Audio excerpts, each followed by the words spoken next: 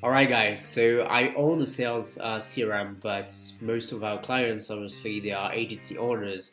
So I was like, is it actually that hard to start an agency to sell digital marketing services?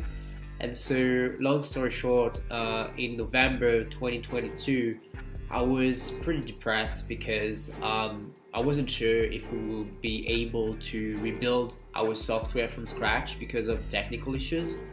And so during one day, I was highly depressed, couldn't work, and so I said, you know what, like I would try to do an agency, like all our customers. And so basically, in like 4 hours, I started to make an offer, a website. I sent cold email campaigns, and I got calls. I recorded the call. I recorded pretty much the whole process. And so I'm gonna show you the results and how basically in 4 hours I almost went from 0 to 10K per month because then we managed to rebuild the software and I just ditched the other calls I had and I never followed up to close the deals. But essentially, we'll see how easy it was to get the calls and to close the deals as well. So the first thing is, what about the offer, right? So the offer was pretty simple in the sense that I wanted to target people who have money. You see, like you want to target people who have money, who can pay you on a monthly recurring basis, and so you want people who have like tons of cash. So from my view and from my experience, from for what I see online, etc. If you don't want to have a good high churn rate, so lots of people who unsubscribe from your monthly service, you want to target for people who have money. And so for me, it was to target like B2B startups. And so in my mind, my offer should be to aim for B2B startups who at least raised a seed round. And so a seed round and or a series A basically, because in this range of startups, it's basically companies that have a funding between like 1 million to 10 million. They raise that amount of money, but they still don't have they still not structured well enough to have a team that is basically running the company for every single part. So they outsource actually a lot of things.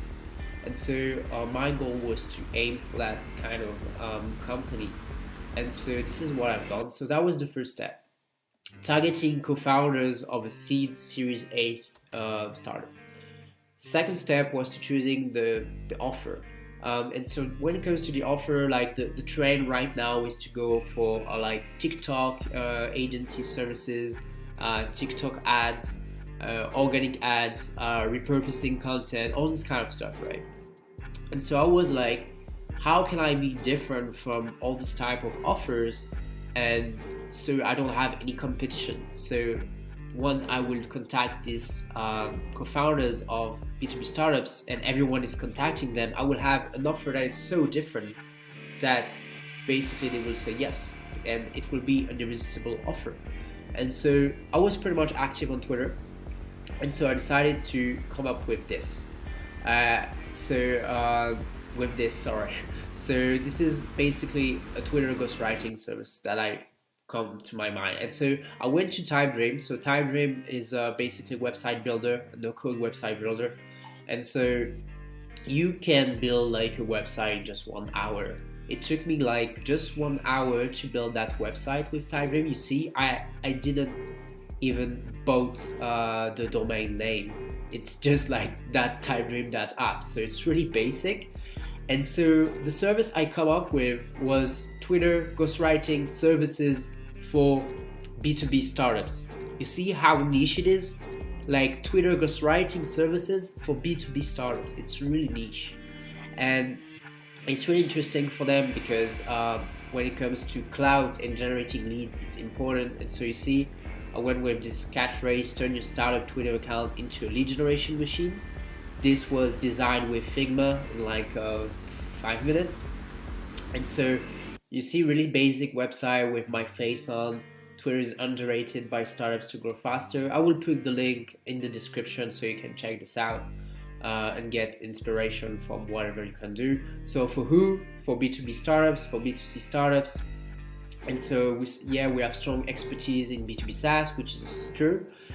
And then what I achieved on Twitter, which was having a growth on Twitter going from 0 to 8,000 followers in basically like 5 months tweeting and then generating traffic. I converted that expertise that I built over the months to an agency offer. And so you see there's like 4 plans. I was selling mainly this one. And so you see in the unicorn plan, it's basically where we write tweets for you, we write Twitter threads for you, and then what you can do is that we can engage on your behalf, all this kind of stuff. But I was essentially selling that plan. So that is the website, really basic. In just like 1 hour, 1 hour and a half, it was done. Just screenshots, some value, some proof. You see, the proof was my Twitter profile, and that was it. That was really basic. And so then, if we look at what you need to do once you have an offer that is like competitive and that you need to start do sales prospecting, is that you need to contact your prospects. And so you need data. And so when it comes to data, you need, if you don't do cold calling, I was targeting B2B startups, you need to have an email finder or database software so you can generate leads either with calls, either with cold emails.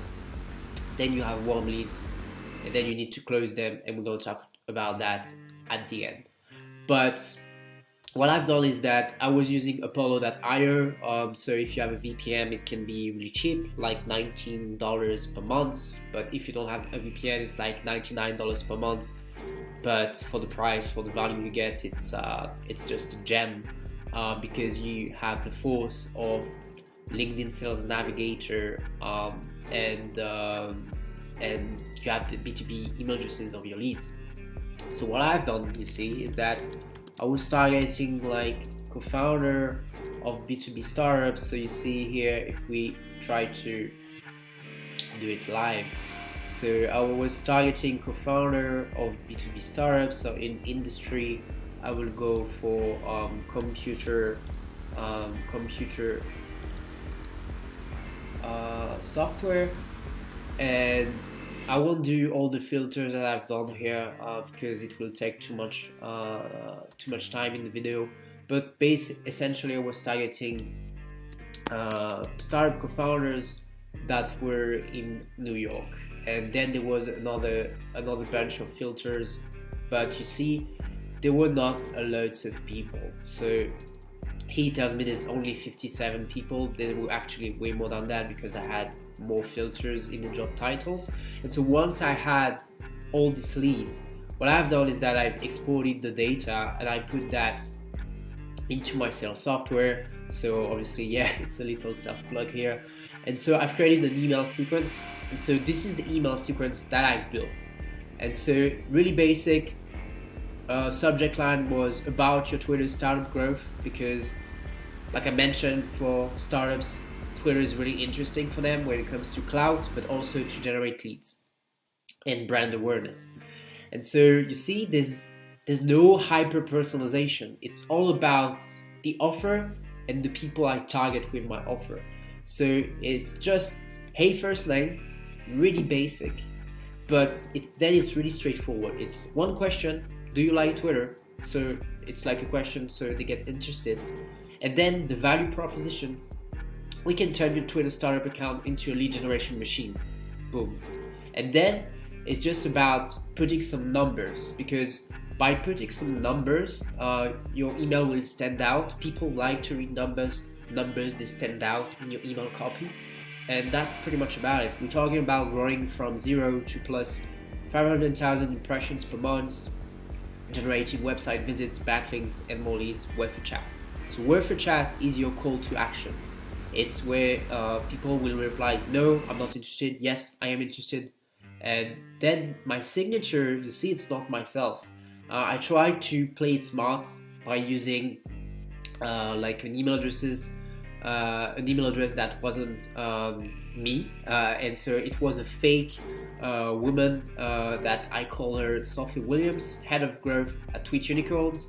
So it's not the co-founder or the CEO who's reaching out. So it doesn't feel like you're starting out. It feels like you already have a team, and so it feels more structured. And so when they say fake it until you make it, they mean it, and so it does work. And so if we click at the preview of the email, you're gonna see that it's really basic. Like you see, this is really not optimized for the open rates, but the email is optimized for the reply rate. And so when you click on it, you see it's really short.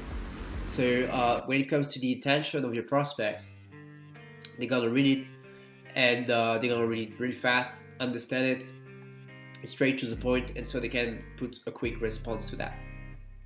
And then when it comes to the follow-up, it was essentially this really basic email, so you can read it, but essentially this email got me the calls. So the first email was read, but what got me the call was this really basic last email: I won't bother you with 7 emails like people do these days. Is the above relevant to you? First name. And so this brought me the responses. And so if we go together to the analytics, so you're gonna see that the analytics, they're really not fantastic. It was like 59% open rate, so really average actually for a cold email campaign. The reply rate is not exceptional, so 6%. But the thing about this 6% reply rate and 6 replies is that the whole 6 replies were positive replies. And so this is where it's game changer. Not game changer, but I mean, this is why you should never trust what you see on social media like Twitter, LinkedIn, because even though it's pretty low, it was 6 positive replies to do a call with this person. And so it just took me like 4 hours in total to prepare the website, to come up with the ID, and then to shoot the emails. And then 1 week later, like I had like 6 potential calls, and just to pursue this exercise, I've done the calls. But first, let me show you the emails, and then I will show you how the call looked like. And so the email, I will try to blur the name of the person, obviously. But for example, so one of the emails, so that was the email. Hey, first name, just joking, Dylan. Let's break the ice. Do you like Twitter? Blah blah blah. Last email, I won't bother you. Yes, let's chat. And then I used the email of Sophie to engage on my behalf, and then to say, yeah, thank you for the reply. You can book a discovery call with Arno. And then the guy booked the call, and that was the magic of it. And I booked the call for a $2,500 offer. Then I had some calls with Abraham.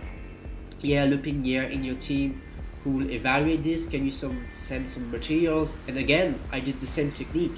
Yes, you can book a discovery call with Arno here. You can find all the key elements on our website. Twitch Unicorns, there's not even a domain. It's Typedream.app, and I got the call. And now maybe I can show you. And so all these emails you see, it's the 10th. It's like November 10th. And all the replies got received the same day, and then it was for all the campaigns, all the tests. But basically, this really basic offer worked pretty well, and maybe I can let you now with the call itself, like some clips. I will blur the face of the person, obviously, but yeah, this is the call. But yeah, like myself, my 2 co-founders, I think there's room for like thought leadership type stuff. So yeah, like we've been talking about it, so the cold email kind of hit at the right time. Alright, first thing I saw on your Twitter profile that you're a surfer, so I'm a surfer as well. Nice. And so yeah, obviously the mindset at Twitch Unicos is that we adapt to every wave in a way. So yeah, we will iterate a lot That's hilarious. for you to to succeed on Twitter. Yeah, well, I thought it was fun. So yeah, quick story about us. So initially we had a small B2B SaaS style on Twitter, and also thanks to that, we managed to become first place on Product Hunt, and it still brings us traffic every single day. But maybe you're already aware of that, just had no time to do it. But yeah, when it comes to the brand account, not using native content for Twitters. Obviously, Twitter trends, Twitter threads, are really important. Pricing, I don't know if you check the website quickly, but basically we have different stages, and the first stage, early stage, is focused only on the content. Obviously, we will understand your brand, your vision, how try to go as quick as possible to make it back to conversation. Appreciate it. This is a hilarious, awesome deck. Great. Yeah, thanks. 2 questions. All right. So now that you've seen some clips of the call, maybe I can show you what I would have done if I would really wanted to close the deals, because it was just a depressed day, and then we moved back working on our sales CRM, right? So if I had wanted to close the deal, the strategy that I would have done was to basically move the leads in my campaigns to the CRM part of our software. And then what I would have done is that I would have tracked the leads. So when I say track the leads, it basically means that you see it's the person who opened with whom I had calls. And so when you have the LinkedIn URL or the Twitter URL of that person, basically within Breakcold, you're able to aggregate all the LinkedIn posts and Twitter posts of that person, so you can like the post, comment the post. And you see B2B startup founders, they're active a lot on social media. And so imagine you are in competition to close the deal against another person. It's really interesting to aggregate all the LinkedIn posts and tweets of that person in your CRM, natively in your CRM, like we do at Breakcold. So you can basically track the companion news, the news on Twitter, LinkedIn, and so you can like the posts, comment the posts between the calls you had together, so you can stay top of mind. And by staying top of mind, they will think about you because you're like a living popping ad, and they will also more inclined to like you over the time. And so this is how you can close deals faster, but also how you can retain customers and propagate word of mouth by building more B2B relationships with this kind of person. And you see here, then I have the companion news as well, and so then I can just from the CRM software shoot a DM on Twitter, a DM on LinkedIn, or an email that is highly personalized because I have the news of my prospects. Because if we go back to our mirror board here, you see that when you are in the closing phase of a deal, when you have warm leads, so when you had a call with someone, normally your only option is just to follow up, right? So a follow up is just like an email to check the person, an email to propose another call, but you can do so much more than that. So to us at Breakcold, it's about building relationships between these stages of really closing the deal with social media. And so you see, then you can just go to your pipeline, to what we call the prospecting feed that you see here, with all my prospects, all my warm leads, and also existing clients. I have a curated feed of their LinkedIn posts and Twitter posts, so I can like them and engage them. And so when I decide to reach out, the companion news will aggregate, which is super cool. Because then I can again craft a hyper-personalized message, but I don't have to open Twitter or LinkedIn, open like 100 tabs a day, which is highly boring, let's be honest. And when you combine that like outreach with like a proper modern CRM, and then a really simple pipeline with like features that you have on Typedrive, this is how you can really not only generate leads really fast, but also close deals really fast. And so yeah, you see, with just one click away in the pipeline, I can get the news of my leads. And so if I were to close these deals, if it was my agency, if I really wanted to close all these deals, this is how I would have done it. Just by putting them in the pipeline, having my offer look steady, and if you have virtual assistants, your virtual assistants, they can do that for you, to do the follow-up, to engage them with social media, all this kind of stuff. So yeah, that's pretty much about it. Thank you for watching this video. It was the first video that I do in this style, which was a real test and with a full-on video. So make sure to subscribe to our YouTube channel, because I intend to do more videos like this in the future. And yeah, see you soon. Bye.